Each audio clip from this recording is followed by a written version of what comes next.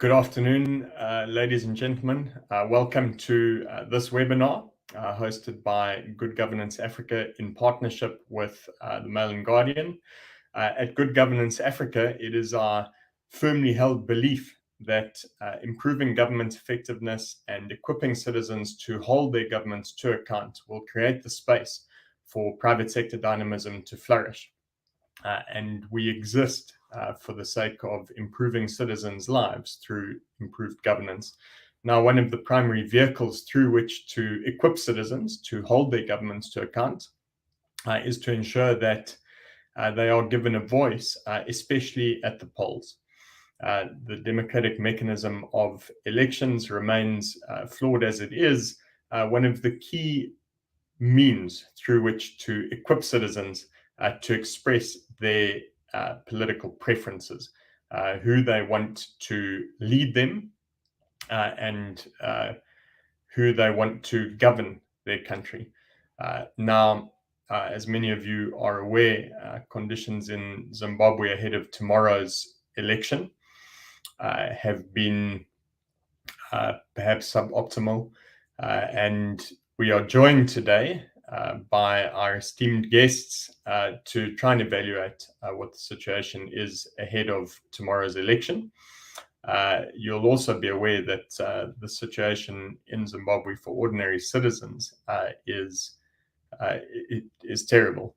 We're looking at unemployment of upwards of 90%, an informal economy constantly subject to crackdowns, and conditions of infrastructure decay that have really set the country back enormously. But it is our firm belief that we are never without hope, and elections typically provide one channel of hope.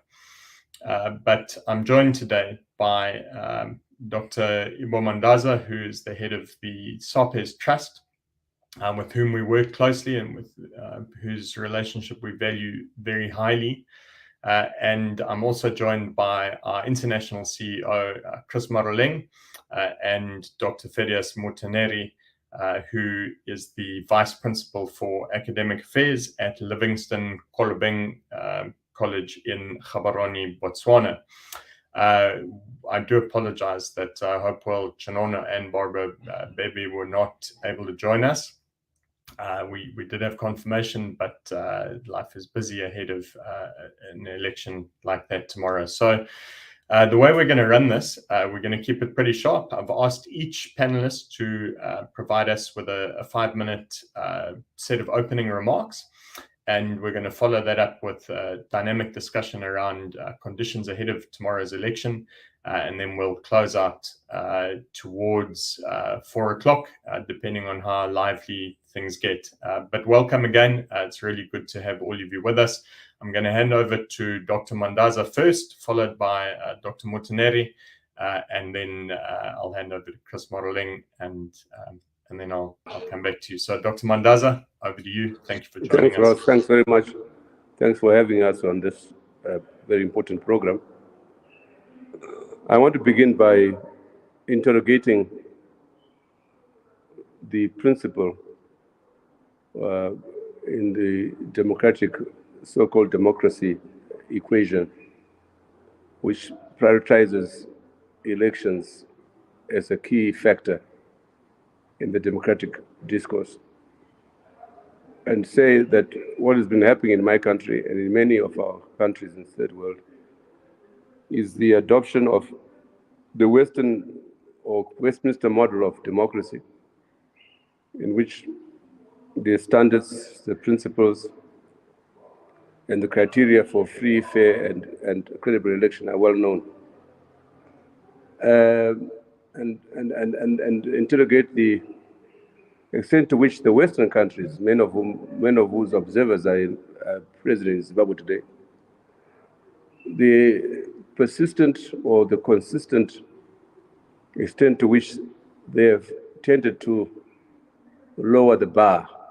In fact, I'm told that in one meeting 3 weeks ago, the EU ambassador in Zimbabwe, I forgot his name, nor do I really want to know him, suggested that no, given that the election in Zimbabwe is a litmus test for debt restructuring, re-engagement, readmission to the Commonwealth, maybe we should lower the bar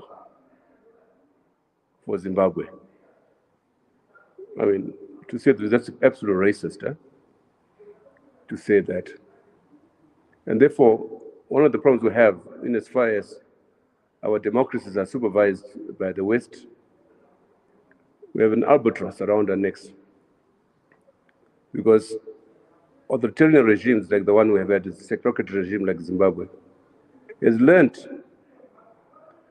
to have religiously elections every 5 years. And yet, in those elections, you have had the cynical abuse of the people's vote. People have queued up, they are confident that they have voted for what they want, change, and at the end of the day, they discover that their vote has just been disregarded. Chris will remember when I shared a platform with him, 2013, how angry I was on ENCA. I was so angry, I couldn't hold my anger at the cynicism with which these states treat the mass of the people.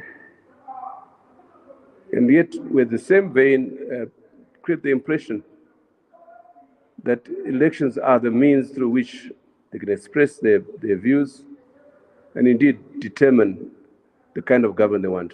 Well, sadly, here on the eve of another election, it won't be.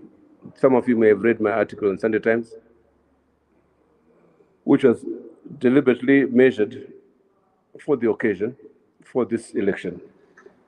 Not only to alert the public, the world, about the reality in Zimbabwe, but also for us as Africans to begin interrogating this issue of elections. And in the case of Zimbabwe, it's very clear. Elections have not been the solution, they've just been the legitimation or the attempt to legitimate the illegal, the illegitimate. As my Nigerian colleague said, there's no difference between rigging an election and a coup. So in effect, what we've had in Zimbabwe is a series of coups, right through from 2000 to the present day and tomorrow. Unless and until, and I'm hopeful that we might have the exposure of the rigging machine tomorrow as people vote, not to wait 2 weeks, 3 weeks, 2 months for observers to write the report. I'm hoping that the civic society and the supporters will have put in place a machinery through which to expose the rigging machine which has been put in place, which has been architectured in the last few months, expose it, and do so with obvious risks of violence, pushback. But I want to say that that is all I'm looking forward to, the exposure of this, and which will render the elections null and void anyway, and a disputed election at the end of it. I have suggested that, and we've been working on this for a long time, the idea of an international conference on Zimbabwe, a Lancaster House type of conference, to put in place a comprehensive political and economic center for Zimbabwe. I hope that this another flawed and disputed election will create the platform for such a venture. Thank you. Mandaza, thank you very, very much for your opening remarks there. And friends, if you have not yet read Dr. Mandaza's contribution to the Sunday Times, we'll come back to some of the points that he raised in that article soon. Please do read that. I'd like to hand over now on the back of those remarks to Dr. Monteneri. Over to you, sir. Thank you very much, Ross. Thank you very much again to Dr. Mandaza. Quite eye-opening remarks there. And I think I would also want to, in my opening remarks, to expand on what he has said. Surely in Zimbabwe, there is pessimism on the role of elections in changing the status quo. From 1980, probably that is the only election that we have seen which has ushered in a new government, that is the government of President Robert Mugabe. But since the days of President Robert Mugabe, the only closest we came to use elections to change our government was in 2008, when Morgan Tsvangirai beat Robert Mugabe, but without the requisite percentage to take over power. That was the closest. And then the only other time we have changed that administration is in 2017, and that was via a coup. So that alone has even made it difficult to fathom that elections in Zimbabwe work as a vehicle to change government.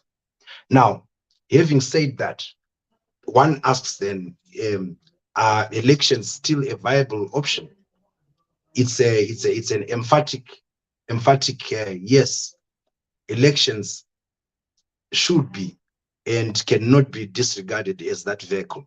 Now, I want to thank Prof. Mandaza, because he sort of gauged how the West or the global community has viewed elections in Zimbabwe. But for me, I want to come down to the region, to the African Union, to SADC itself. Recently, we have seen quite some interesting changes, starting with Malawi. We went on to Zambia. We went on to Lesotho. and particularly Zambia, one would say was a difficult situation in which to think that elections was going to work. And the recent Lesotho example. But if you look at those changes, they were not without their controversies. They were not without the challenges. For instance, we know it became difficult for President Lungu to hand over power until there was an intervention. Now, coming into Zimbabwe, one would want to ask, what have the regional countries put in place to make sure that elections within the region are a viable option rather for changing our governments, or that they should, as a bloc, put in place measures to ensure that if that is not adhered to, then there are consequences. One wonders if SADC has got a plan. Yes, we know that there is a SADC observer mission that is in Zimbabwe currently, but the fear in everyone's mind is what we have always had, because with SADC, you have to look at their historical performance. Are they willing to ask the government of President Mnangagwa difficult questions? Are they willing to challenge him? I mean, even looking at what is currently happening, already this election has got some black marks as we enter into it tomorrow. And those things, is SADC prepared to challenge President Mnangagwa? And one of the things is that, look, the mission just arrived in the country just some few days ago. And one will ask, is that enough for them to then proclaim or endorse that election as free and fair, or to even tell whether it was unfree, unfair, and not credible? Because there is a lot that has happened towards the process to this election. And those things, have they captured them? So for me, it is we should look at the regional bloc to say, have they come of age? Have they evolved to a point where they are able to hold each other to account? Because now we have the likes of President Hichilema, who has been in the opposition trenches for the longest time. We have an opposition leader in Lesotho. Are those leaders, and we have people in Malawi, who are in opposition, are they willing to speak to their colleagues and say, let's hold each other to account? And for me, if those things around our region are able to be addressed, then we can start to think of elections as a very viable way of changing our governments.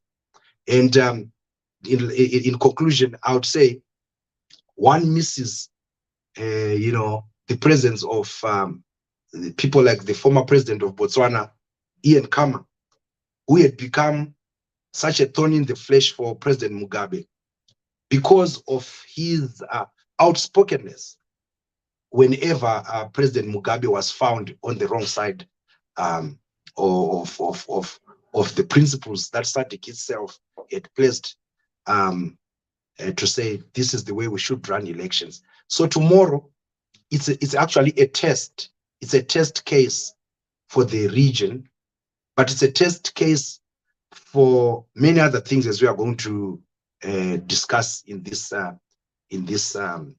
conversation. I thank you. Dr. Monteneri, thank you very much.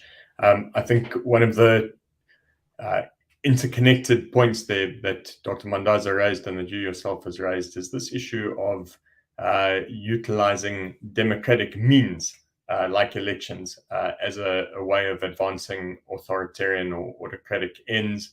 And as you say, we'll get into the meat of some of the the other elements around that strategy in just a little while. But I'd like to hand over to our international CEO, Chris Maroleng, for some opening remarks. Chris, obviously you've tasted perhaps firsthand what many others would maybe disbelieve. Yeah. Thank you very much, Dr. Harvey. Thank you, Dr. Monteneri, and also thank you, Dr. Mandaza, for your opening remarks.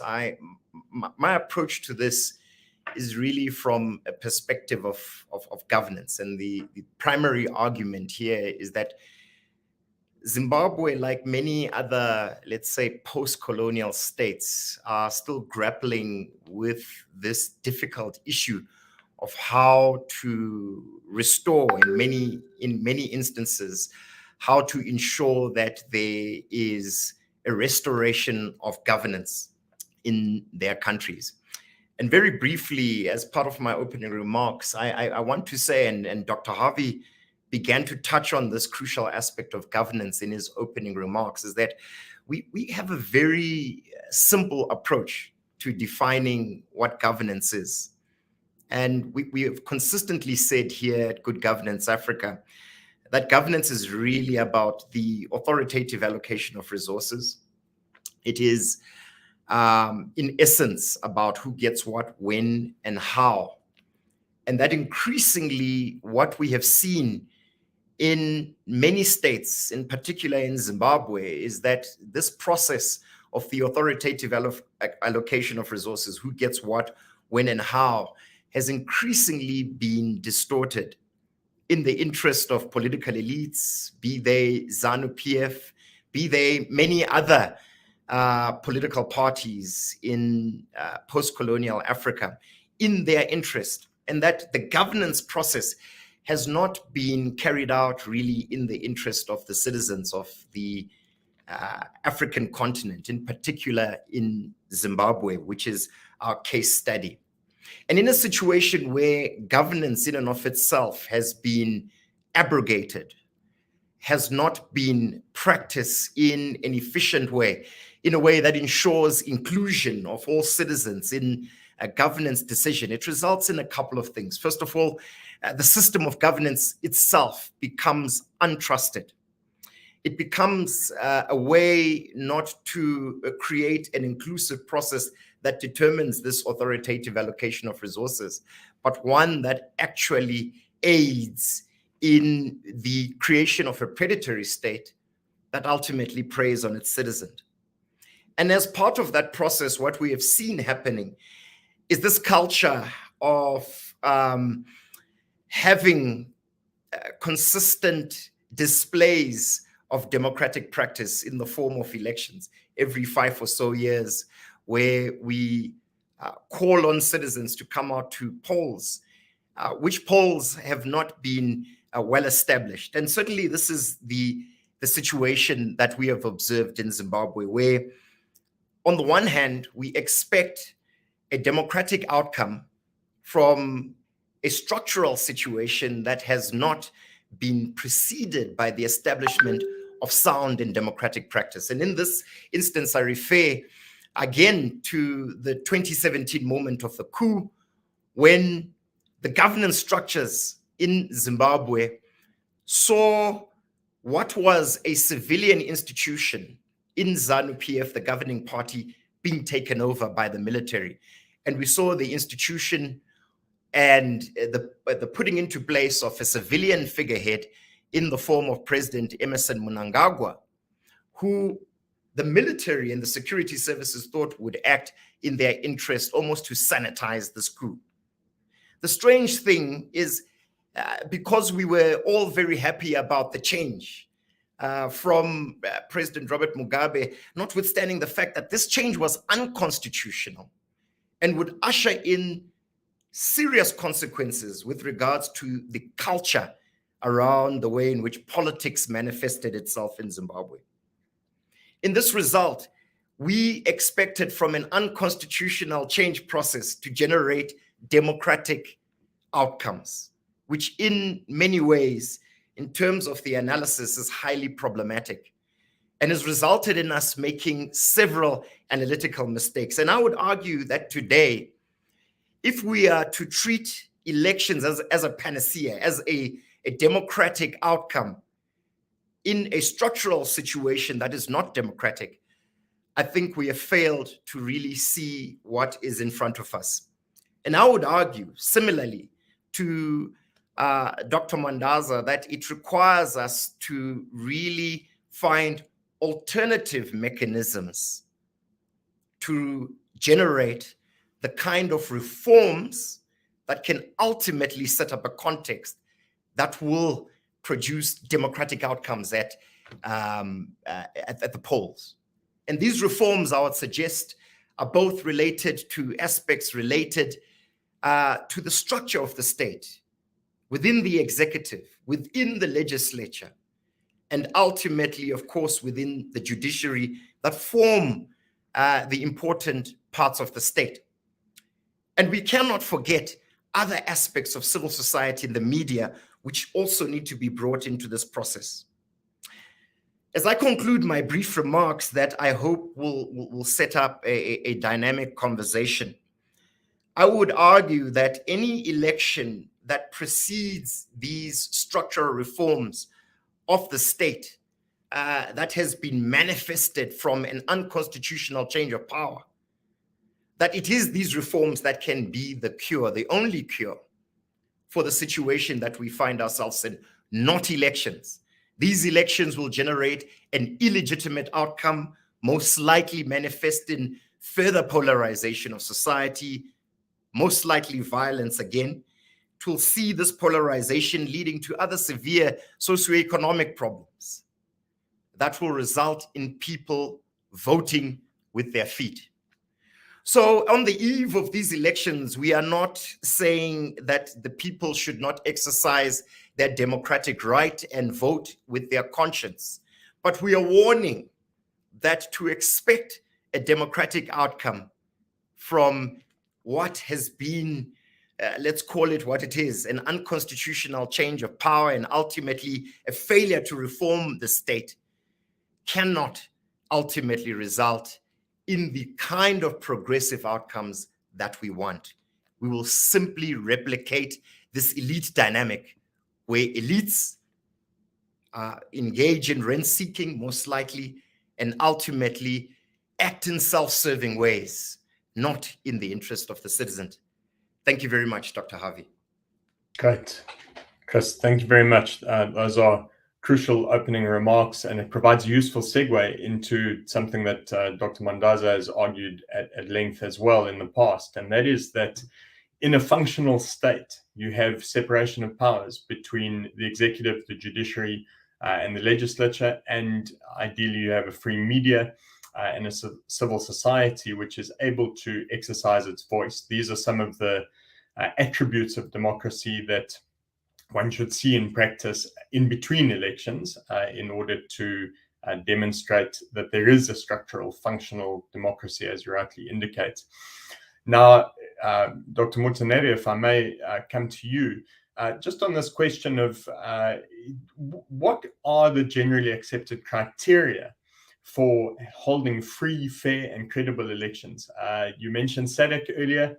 They have guidelines as to exactly what these constitute. We've written about those. SADC and the Zimbabwe constitution itself lays down some guidelines.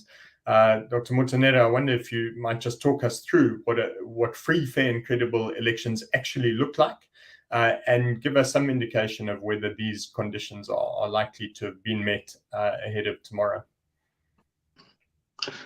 Thank you very much, Dr. Harvey, once again.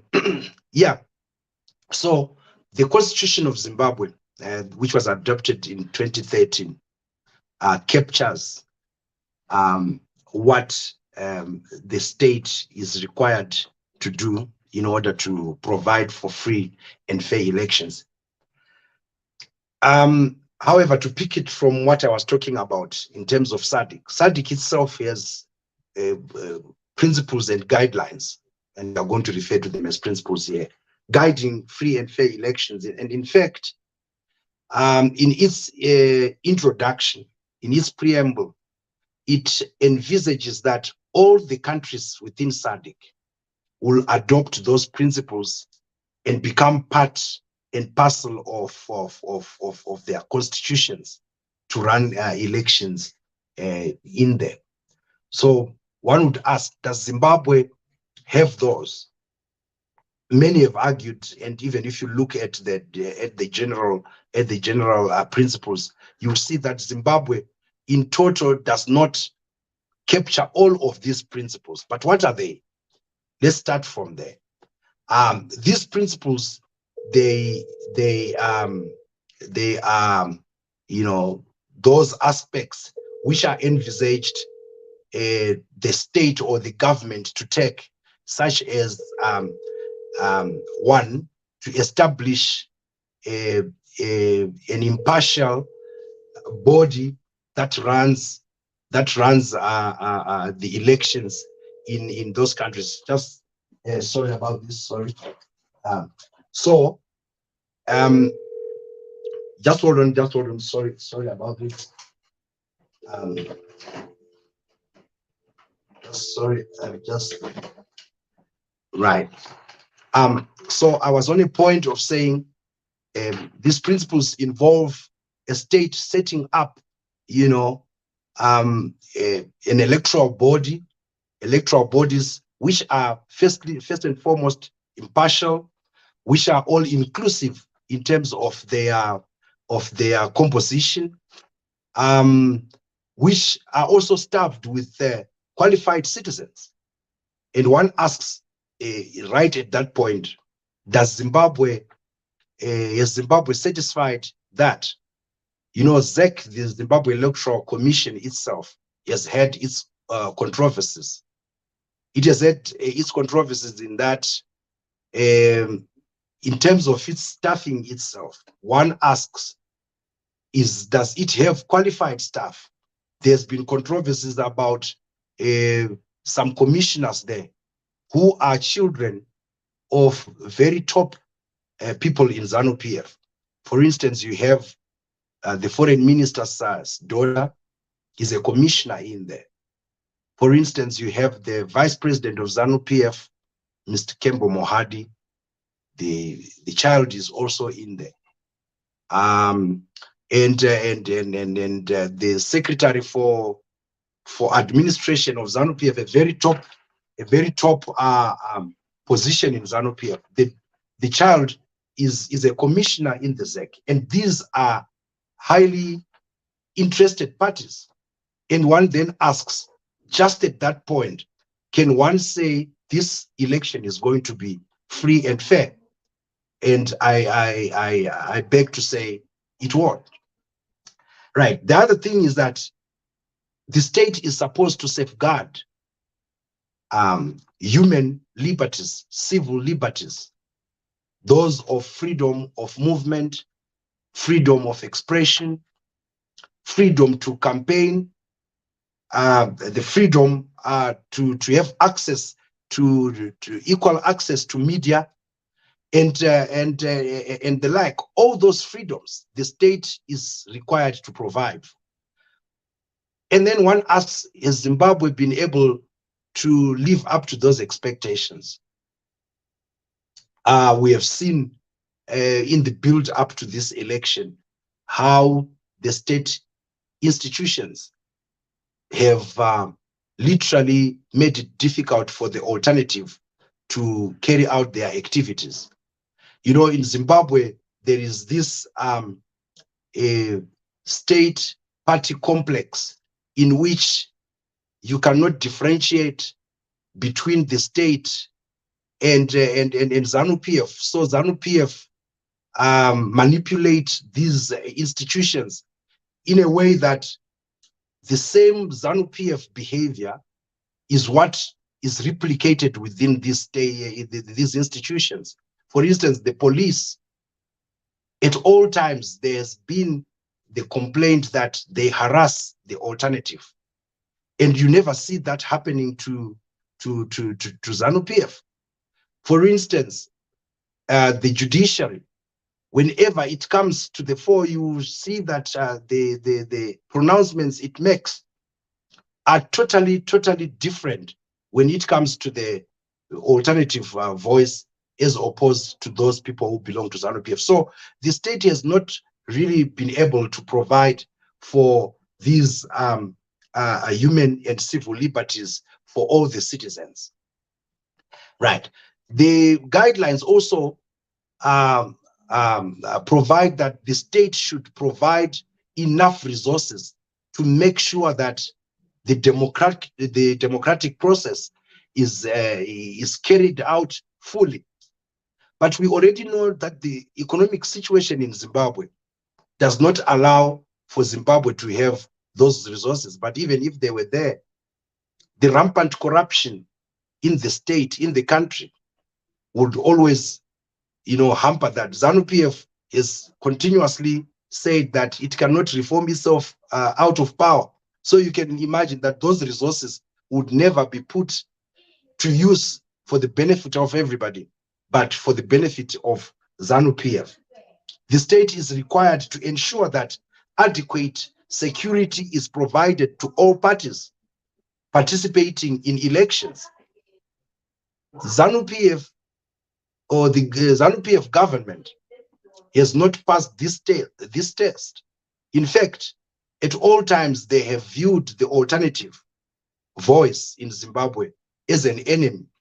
At some point, even regarding them as terrorists, regarding them as unwanted elements. So just at that stage, ZANU-PF government has failed to pass the test of these SADC principles. The opposition leader, Advocate Nelson Chamisa, several times towards the by-elections in March, escaped alleged attempts at his life. We saw pictures of his motorcade having been shot at, and many a times we've seen ZANU-PF activists barricading the roads, to make sure that he does not have access, to the rural areas. But you cannot say that about ZANU-PF. So on that note alone, the government in Zimbabwe has really failed on the test of the SADC guidelines, governing the elections. There is the need again for the state to be transparent. Can they produce a transparent system of elections? It's a requirement of the SADC guidelines. The whole entire process, from the printing of the ballots to the identification of polling stations to all the processes which ZEC is supposed to lead, there has been an outcry by the opposition all this time on how opaque the system of ZEC has been. And up till now, the alternative voice in Zimbabwe has been crying about the voters' roll, which, as we speak, has not been published. What has been published is, or what has been given out, is an unanalyzable document which cannot help the opposition to look at the constituencies versus or the number of people in particular constituencies, looking at the delimitation that was recently done. And you look at the delimitation process itself, it was shrouded in controversy. Even when the opposition of Monzora took it to court, the courts refused to hear it on its merit. And one wonders, what is it that they are hiding as a government and as a government commission, the ZEC? So if you want to tick boxes on whether the government in Zimbabwe is adhering to the principles guiding elections, it's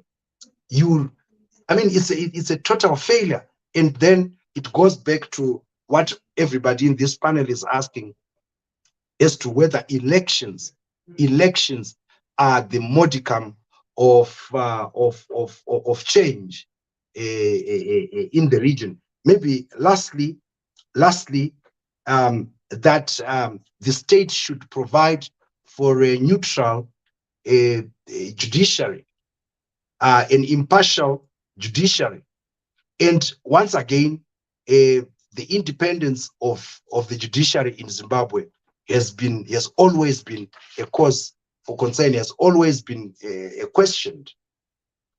Recently, the courts have been used, and one can argue, have been used to make sure that they distract the opposition. They've been used to, to continuously, run cases which, if you like, sort of delayed the campaign trail for the opposition. For instance, the same courts had banned through the High Court 12 MP representatives for the CCC in Bulawayo. And for the longest time, for almost a month to a month and a half, the CCC was in court just trying to fight to make sure that those representatives are allowed. We know that Xavier Kasukuwere, who also had hopes of representing his country as a presidential candidate, for the longest time has been in court, and up to a point where the same courts refused his right to represent, to be voted for as a presidential candidate. So basically, in conclusion, Dr. Harvey, one can say, yes, there are SADC principles, some of which the Zimbabwean constitution capture, but has the government in Zimbabwe been willing to implement those? And like Chris rightly said, that we are expecting a government which was born out of an unconstitutional process, that of a coup of 2017, the same government to make structural changes to the constitution to make sure that there is a system, a trusted system of change of government. I think at that point, it becomes difficult to even think that these elections, such as those we are faced with tomorrow, can work. However, I want to be hopeful. I want to be hopeful that if Zimbabweans probably could come in numbers, the same thing that they did during the coup, because I think ZANU-PF understands the power of the people. They rallied all of us in 2017 when they wanted to remove President Mugabe. And they used the threat of the force of the people to scare President Mugabe. At one point, they told President Mugabe that if he refused to resign, they will take off the soldiers and the police from the streets, and he would have no one to protect him from the multitudes. And we know that that is when ultimately President Mugabe agreed or acceded to leaving power. So tomorrow, if only the alternative has done its work and managed to rally, mobilize the majority of the people out to vote, I think it would be difficult, totally difficult for ZANU-PF government to try and subvert the people's will in a case where they have been defeated. And Dr. I think for now, I will end there. Yeah, if you don't mind me, not sorry to interrupt, but there are a few points you made that I wanted to draw Dr. Mandaza in on. Dr. Mandaza, if you're still with us, this issue of party-state conflation, we'll come back to some of the structural issues and how we might avoid this abuse of power in the future. But Dr. Mandaza, you've referred on various occasions to a securitized state, a securocratic state in Zimbabwe. Now, the picture that's been painted for us by Dr. Monteneri has been one of a ZANU-PF that is seemingly on the surface fully committed, aligned, impenetrable, able to control the conditions under which people vote at will. And of course, that seems to have created conditions for fear and repression. And some of the data suggests we can expect low voter turnout. But Dr. Mandaza, I wonder if you could maybe talk us through what you referenced in your Sunday Times article about a divided ZANU. Is that something we should pay more attention to? Does that speak to some of the structural issues in play here? Is there more hope in a divided ruling party than there is in elections per se? Would you maybe speak to that for us? Thanks, Ross. I think that while it is true that it's the pressure from the opposition over the years that is partly responsible for what is happening in ZANU-PF, it is nevertheless true now that most of the dynamics of change within Zimbabwe have been triggered by events within the ruling party itself.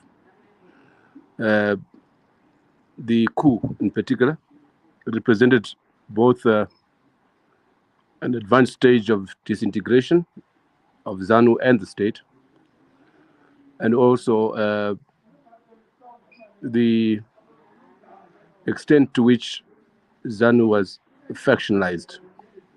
Indeed, the coup was the outcome of the coup was that one faction lost, and the other is what is in power. Only partly so, because basically the fissure or the conflict between Mnangagwa and Chiwenga is real and reflects the extent to which each of them expediently used the other to get where they are. Chiwenga thought he would use Emmerson Mnangagwa as a platform through which to sneak through the door and remove his uniform and become president. Mnangagwa would not have been there where he is without Chiwenga. There could have been no coup without Chiwenga. So they used him.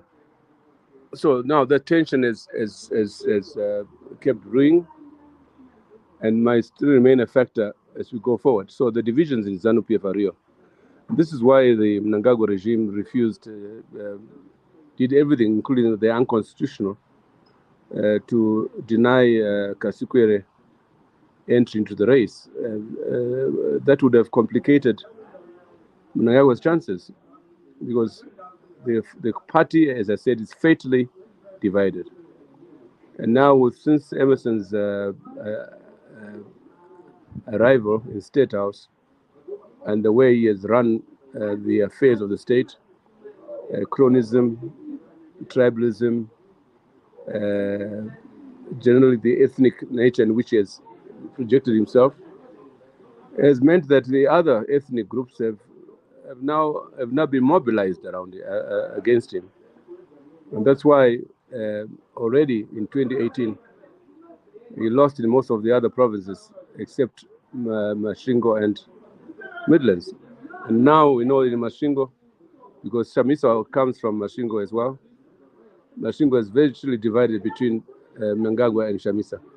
So the divisions in ZANU-PF in particular are very fatal, and one has to look tomorrow if the elections that take place, and if they're not declared null and void on the basis of exposure of the rigging machine, as I said earlier on, you will see a big discrepancy between the parliamentary vote and the presidential vote. And as I said earlier on, in 2018, Mnangagwa lost in 118 constituencies out of 210. ZANU-PF won 23 seats in Manicaland. Out of 26, Emerson lost. ZANU-PF won 9 seats in Matabele North. Emerson got 5% of the vote, and so on and so forth. And we know that he avoided a runoff by a mere 37,000 votes, and declared a winner by 50.8%, just barely.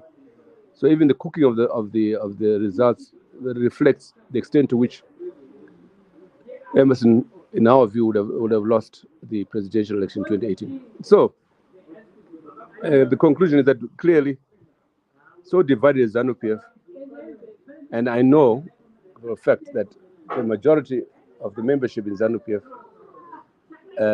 while they are staunch ZANU-PF, they will vote against Emerson and Mnangagwa. That's clear.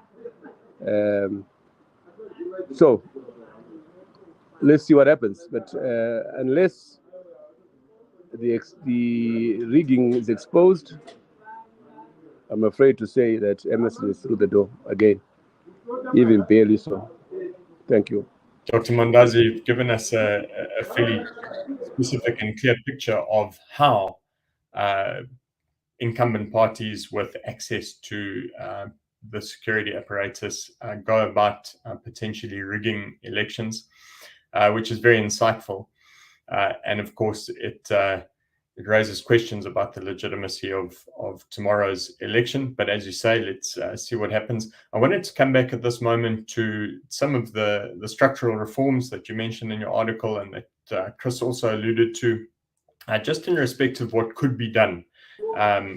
Dr. Monteneri, you raised this question of SADC observers only having arrived in the country a couple of days before election. Presumably, we need observer missions to arrive in a country long in advance of that and to stay well after elections. Dr. Mandaza, I wonder if you could just kick us off here by speaking to some of the reforms that actually need to be implemented in Zimbabwe, how we could approach this from a regional perspective, and what the prospects are for success. What is the incentive? What is in it for ZANU-PF, given their incumbency and the rent advantages that come with that? Well, what's required in Zimbabwe is what is prevailing in the other countries in the region. We have constitutionalism and rule of law. We have the army in the barracks. We have institutions operating, at least in South Africa. Botswana, national institutions are operating. You have a modicum of separation of powers, an accountable executive, a vibrant legislature, and a fiercely independent judiciary. These are the hallmark of a democratic order. We don't have all that. So for Zimbabwe to reform means having to do precisely what I've just said. It's a tall order, but it's achievable, in my view. You mentioned the importance of an international conference around Zimbabwe instead of elections. Now, of course, we know elections will go ahead regardless, but perhaps just your views on the merits still of an international conference to try and elicit some of these reforms. What mechanisms can be put in place in order for us to see a modicum of separation of powers, independence in judiciary and ZEF, that Dr. Monteneri also referenced? What can feasibly be done, and who has to drive it? Well, as I said earlier on, another disputed election makes it almost necessary or imperative for some kind of negotiations. Maybe not in the form that we are proposing, but clearly we can't see another disputed election ending up in the courts. We know what that will happen. It will mean that we just have another 5 years of a rotten government. So we are hoping that we'll put our heads together. We're meeting a number of observers. We're meeting former heads of state. And we hope that by the end of next week, we should have some kind of a plan in place to move forward towards the international conference, on the basis of which the eminent persons will be appointed, have them do their work towards a Lancaster type meeting at which the democratic order can be put in place on the basis of a kind of coalition government, reflecting the various forces, political parties, but also civic society generally. This is our hope. Sure. And for that, we need South Africa to be party to it. Well, as I've always said, nothing can happen upon Zimbabwe without South Africa. And we hope that its reticence, its reluctance will fade away in the favor of engagement. We are getting some good feedback on the basis of what that article on Sunday Times, which was written deliberately to provoke some kind of thinking about the way forward in Zimbabwe. We hope we can put something together. Indeed, Thank you. Dr. Mandaza, yeah, terrific. So one of the things, of course, that engages us is this question of incentives for the region to respond in an appropriate way. And from what you've written in the past, certainly your call appears to have been for the South African government to understand that what is going on in Zimbabwe is not simply a matter of what happens behind closed sovereign doors. It has a very real and negative effect on domestic politics in South Africa, not least. And I wonder if you could just give us a view, and Dr. Mandaza, also for those not well versed in the history leading up to the 1979 negotiations in Zim, perhaps give us an indication of what can be done. You reference a Lancaster House kind of agreement. Perhaps just spell that out for us as simply as possible.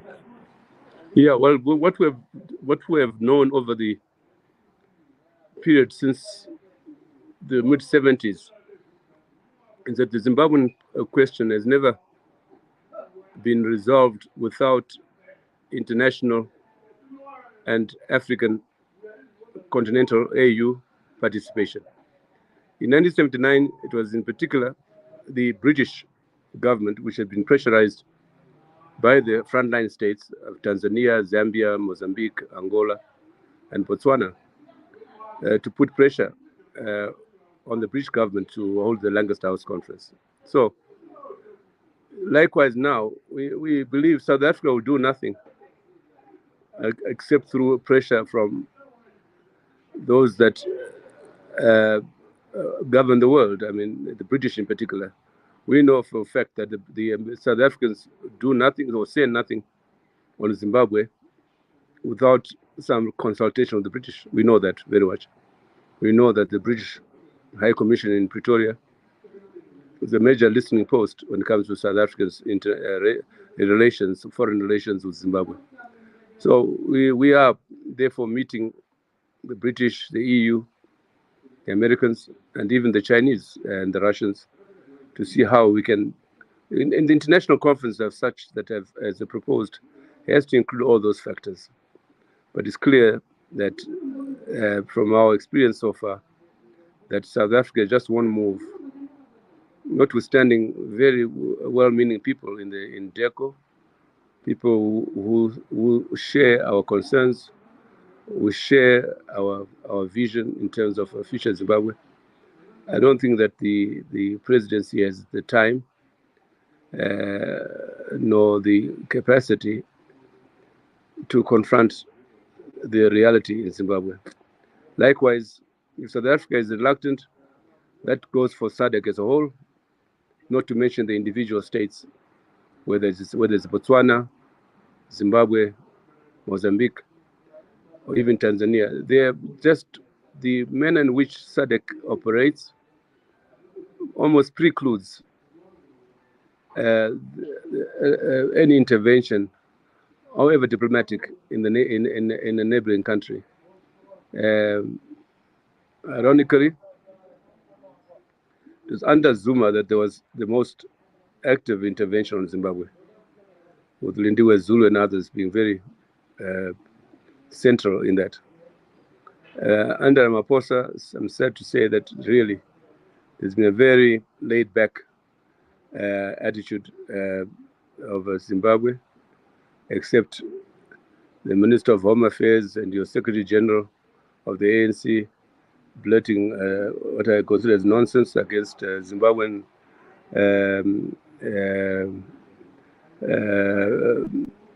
people in South Africa.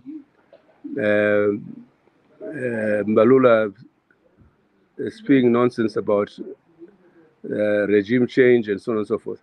It shows a gross misunderstanding, if not ignorance, of the Zimbabwean situation by the ruling party in South Africa. So one would hope that through such kind of fora, we can help to inform the South African society, especially the leadership thereof, of the reality at home, you know. Ironically, at a time when the ANC itself is beleaguered by failure, they still want to scream this liberation movement nonsense. Let's be very clear. Some of us were in the liberation movements. We are the first to say that the liberation movements have long served their purpose. No, gladly in Zimbabwe, they are in the last stage of it. The war veterans are no longer a factor in the politics, and Mnangagwa on this lot. They have no longer to go in terms of natural attrition. So, unlike South Africa, we would like to say that we are on the eve of a new dispensation, a true new dispensation. And the international conference we're talking about would want to reflect that going forward. Thank you. Thanks, Dr. Mandaza. Indeed. Natural attrition seems in many respects to be the key to seeing the end of liberation movements, rather than placing overmuch faith in the mechanism of elections, given the ability that incumbent parties have to engage in some of the mechanisms previously spoken of here. Chris, I wanted to turn to you on the back of what Dr. Mandaza has said, just in respect of internal friction within ZANU. You used a phrase recently that the left hand doesn't know what the right hand is doing. I wonder if you could speak to some of your recent experiences that demonstrate that structural dynamic at play in Zim. It's interesting what Prof. Mandaza has basically said about the dynamic that he has noted, as he says that he believes that maybe ZANU is at the last phase that will result in it ultimately losing power. But if you assess the situation as I do from a structural sort of perspective, the question that I have, or the question that is raised by what Prof. Mandaza has said, is whether it is really likely that ZANU-PF will reform itself out of power. And I say this because what has been presented here is the possibility of some kind of international conference by Professor Mandaza that will lead into a situation where maybe the necessary incentive structures are created for ZANU-PF to consider a set of reforms. But in so doing, and especially if the reforms look like what you and I are suggesting from a governance perspective, will result in this grip on power that they have so effectively maintained over the state in Zimbabwe, whether it's been through the ownership of the arms of force, or whether it has been through altering electoral outcomes, as has been suggested by other speakers. It is highly unlikely, in my view, that the incentive structures do exist for ZANU-PF to consider reforms that would see them losing this power. And it is because of this lack of incentive, and I think the idea that the cost of reforms would be higher than the cost of the use of violence and maintenance of the monopoly of force, that in my view makes it highly unlikely that we will see ZANU-PF being reformed out of power. So having said so, you mentioned that I mentioned that in many ways what we've also witnessed in Zimbabwe is a situation which was reflected in my sort of illegal removal from Zimbabwe, where on the one hand, we approached the embassy in South Africa, that is the Zimbabwean embassy in South Africa, to really engage them, to indicate to them that we had not gone to Zimbabwe to engage in any COVID mission. Our mission was one of research. It was one where we were trying to assess the state of governance. And it was interesting in that the reception at the embassy in South Africa was really one of openness and warmth, one where they did not doubt our bona fides. And this was very different from the sort of reception that we got from what appeared to be state security personnel in Zimbabwe, in Bulawayo, who didn't seem to understand that we had already had engagements with individuals, with the embassy, the representative structure in South Africa, leading us to believe that what we are seeing is not just incoherence from a policy perspective on the part of the governing party, but really a case of maybe a failure to communicate and the establishment of parallel structures where in this electoral situation, we have not just seen the military maybe being sidelines because of some of these concerns that have been raised between the contentious nature between Emmerson Mnangagwa and possibly Constantine Chiwenga, the vice president, as a result of maybe a gentleman's agreement that might have seen a transfer of power to General Chiwenga, but really a fragmentation of the state governed by ZANU-PF itself. And it brings us back to this aspect of governance. When governance is personalized, when governance ultimately is not inclusive, what often occurs is policy incoherence. We begin to see a fragmentation of the state in and of itself amongst the personalities that represent the state, and ultimately what we experienced as really policy incoherence. Ross. Well said. Dr. Monteneri, I wonder, does any of what Chris has just said surprise you? And then I, in closing, want to just ask all of the speakers to begin preparing some closing remarks around, especially what can be done in the future. You know, but Dr. Monteneri, over to you. Thank you very much. Thank you very much. No, quite some insightful propositions. I was just listening to Dr. Mandaza, and just as a point of concurrence to say for Zimbabwe, one cannot move forward from here without looking at the historical perspective. What is in no doubt is that just like in 2008, I think we are at a point where a change of some nature is going to happen, gauging by the issues that are there in this particular election. Let me just refer to the Afrobarometer, the recent Afrobarometer survey, which pointed out to a possible victory by the alternative, by the opposition CCC, and the Elite Africa Research, which said almost the same. There is no doubt that somehow we are moving towards a change, but we know ZANU-PF is no pushover, and we know that the ZANU-PF rigging machinery is in motion as we speak, and that any change that will totally take them out is not going to be acceptable, which brings in what Professor Mandaza was talking about, that for Zimbabwe there is always, and there's always been a need to bring in the international community. And it is my contention that SADC, who is the regional bloc here, should have already started, or should start looking at that process in the spirit of African solutions to African problems, in the spirit of knowing that Zimbabwe has always been a problem child. Of late, because with ZANU-PF, you have to look at the pointers.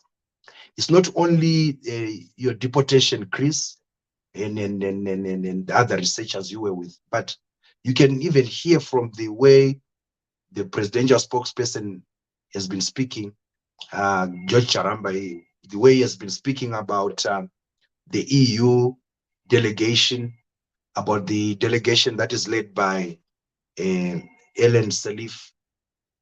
You can already tell where it is going, that ZANU-PF is not going to accept any frank assessment of how it is running things. And those are pointers to you that they will not be pushed easily, and therefore the region should not bury its head in the sand as they have always done. Or is it what we know that it's a club of dictators seeking to protect themselves? Maybe that is the thing. But there is no doubt that there is need to start to prepare for an intervention of some sort. And what Professor Mandaza is talking about when he mentions a conference is definitely one way to look at it. But the question is, do we have the political will? Do we have those in the region that have got the guts, or we have got the bravery to do that? If you want to just sample them, here in Botswana, President Masisi has come to Botswana, to Zimbabwe, and he has characterized his friendship with President Mnangagwa as that of a pair of trousers and his belt. If you go to South Africa, what Dr. Mandaza has already said about the Mbalula seems to have taken us back to the Mbeki days, where the approach towards Zimbabwe was hear no evil, see no evil. We are liberation movements, and no one can talk to us about anything. It's regime change. It's regime change driven by the West. That is, I think that's where Mbalula has taken us to. And in this whole thing, President Ramaphosa, maybe because of his own personal legal problems, personal political problems that he is facing, he seems not at all to have not only the appetite, but I don't think he even has the moral standing again. I mean, towards ZANU-PF to even question them. So South Africa, while we need them, but I think at the moment South Africa at all does not present to us as one power that will help us. Safe to say, it was our biggest trading partner around here, and that most of the Zimbabwean people are in South Africa, and they are a real social political problem there. But it brings in Zambia. For me, Zambia it presents an avenue. In fact, it is a test. This election is a test case for President Hichilema as to what whether the foreign policy of Zambia can sort of change to give some sort of direction. And we know the friendship that used to exist between the two of them when they were in opposition. Maybe to just keep it up, I said when I started this session that there is going to be a change, and why I say so is because the economic situation in Zimbabwe does not look good at all. And in fact, any win by ZANU-PF in this election is more like a death sentence to all Zimbabweans.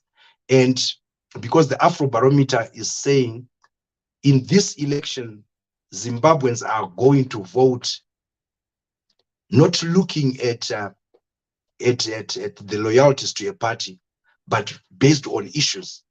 It's something that I think is going to bring about that change. The economy in Zimbabwe reminds me of the 2008. That's where we were. We're at a point where our currency was no longer functional. Forget about the drama that they are saying about the stabilizing of our currency. There is nothing of the sort. The economy in Zimbabwe is totally collapsed as we speak.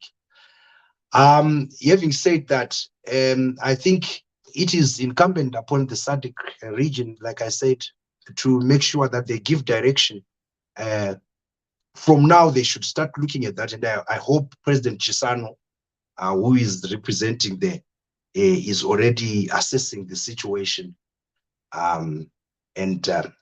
Harvey, thank you for now. Monteneri. Dr. Mandaza, if I could, if you are still with us, just ask you for your closing remarks and perhaps a note of hope, if possible. Yeah, my remarks are very brief because I'm about to run out of battery. But first is to just respond on the issue of SADC. Please, SADC exists only in name. And SADC is no longer the SADC that we knew when we were the historians and consultants of SADC. SADC is a lame duck.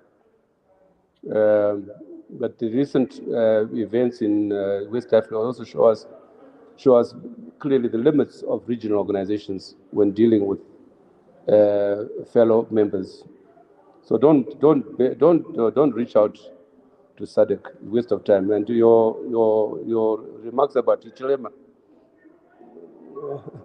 You see, these people coming into State House, they are guided by the state. We need to, as social scientists, need to keep the state as a center, the unit of analysis. Others never understand politics. You want to understand dynamics of politics or dynamics of society. And that's why I have to also remark on Chris's point about the apparent contradiction between a state which is unable to reform and the reality that the state itself has imploded. It has imploded in no mean. I mean, the state right now is divided. Take the case of your deportation. It was not a deportation, first of all. It was some high-handed security guys in Harare who gave instructions for the immigration to do the illegal. Your passport was not stamped, nor was Stephen Chan's passport yesterday. It was just thrown out, high-handed. I know I spoke to the phone, the number of people in the state, and it was clear they were opposed to what happened. They're disgusted with it. And so the state is very divided. There's no state institution in Zimbabwe which is not divided. As divided as ZANU-PF is. There are people in Zimbabwe who want a decent administration, a decent government. I would say the majority of them want that. But sadly, we have a bunch of thugs running the show. And as I said in my piece, those days are numbered. And I know, I feel it, that we have come to the end of this end game. And end game it will be. Thank you. Yeah, Dr. Mandaza, indeed a note of hope. Thank you very much for your contributions today. In closing, Chris, could I give you the floor? Thank you, Dr. Harvey. It's interesting about what Dr. Mandaza has said, because I really concur with him. And this is the fundamental observation that I have made in ensuring that as we analyze the state of the state in Zimbabwe, we understand that then unconstitutional change of power has occurred in that country in 2017. an expectation of a democratic outcome from this situation is therefore highly unlikely. However, there is hope, Dr. Harvey. And this hope for me arises from the fact that the observation that we really were fortunate to experience due to our illegal removal, us being kicked out of Zimbabwe, was that it appeared that within the state, they are positive change agents. And it is to these positive change agents that Dr. Mandaza referred to in his closing remarks that I speak to today on the eve of elections. Mm. We know that it is not all of ZANU-PF that has decided to be evil. We know for a fact that also within the governance structures of Zimbabwe, the state within the state, that it is not everyone who has acquiesced to this autocracy, this tyranny that has now come to characterize modern day Zimbabwe. And it is to them that we're saying it is incumbent on you, in the interest of the citizens of Zimbabwe, in the interest of transparency and accountability, the establishment of good governance, that we call upon you to push for this change. We are not asking for a military option in Zimbabwe. We are not talking to them as urgent provocateurs, as I have been described recently on social media. We are talking to them as citizens of Africa, as people who care for the interest of the people of that country. And when we call on the citizens to rise up, it is ultimately you, given the fact that we understand that the lust for power, the greed that exists amongst these autocrats who preside over Zimbabwe, who prey on the citizens of Zimbabwe, will not allow a change through the polls. I have often said that sometimes, and it is said that in the assessment of what true patriotism is that sometimes the most patriotic thing that we can do is to dissent. We call upon those positive change agents who are watching. We know that possibly the most positive thing, the most patriotic thing that you can do is to express your dissent and not to accept these orders that have resulted in this sad state of governance that we now experience in Zimbabwe. Mm. I think it is not about what has happened to myself and my colleagues. It is not out of a sense of bitterness or out of a sense of wanting revenge that we speak to you today in such an open and candid way. Some might say an emotional way. It is because we deeply care about Zimbabwe. We speak as friends of Zimbabwe. We speak from a position understanding that without a strong Zimbabwe, there cannot be a strong Southern Africa. We understand the crucial importance of having a well-governed Zimbabwe. And that is why it was important for us as Good Governance Africa to go and assess the state of governance. It was not to engage in some kind of malfeasance and in conduct that is aimed at regime change for the sake of regime change, because we know the unintended consequences of engaging in unconstitutional changes of power. We don't want that. We are not advocates of such. We are advocates of good governance. So in conclusion, Dr. Harvey, I can simply say that to those who go to the polls, do not be discouraged by loud critics like myself. Loud critics like myself speak because we believe in a structural analysis of what is before us. I can only simply assess it and say that an expectation of a democratic outcome in such a situation, in a state that is undemocratic, I think is folly. And even though I'm hopeful that change can come from within those who are within the state, We call upon those to represent us and vote with their conscience, those who will go out to the polls. We call on Zimbabweans who will go onto the polls not to engage in violence, because that violence will not result in any meaningful change. Let us, as people of Africa, people of Southern Africa, seek avenues that can generate the kind of inclusive governance in Zimbabwe, which is a crucial state on the African continent and in Southern Africa. Thank you very much, Dr. Harvey. Yeah, thank you, Chris. Well said. And thank you to yourself and to Dr. Monteneri and Dr. Mandaza for your contributions today. Indeed, I can add no more than to say that our hope at Good Governance Africa for every nation on this continent is that we would see an independent judiciary, an executive held to account, a legislature willing to speak truth to power, and a free civil society, a free media, a state in which the state respects the rule of law, civil liberties, and governs in the interests of all citizens. That is what we are here for. To all in Zimbabwe, we wish you all the best for tomorrow, and trust that by some means the rule of law will prevail, and that the right outcome will persist despite the structural analysis that you've heard here today.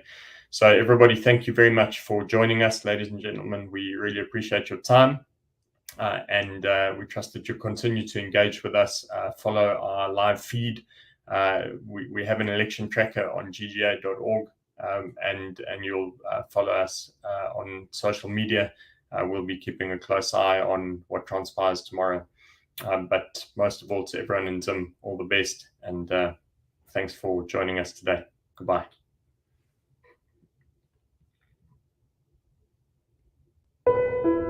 Plato said, "Who will guard the guardians? Who are our guardians? Do they care about us? Are they accountable for their actions, or are they above the law? Who elects these guardians? Us? Them? Someone else? And if they guard us, who will guard them? Who will guard the guardians?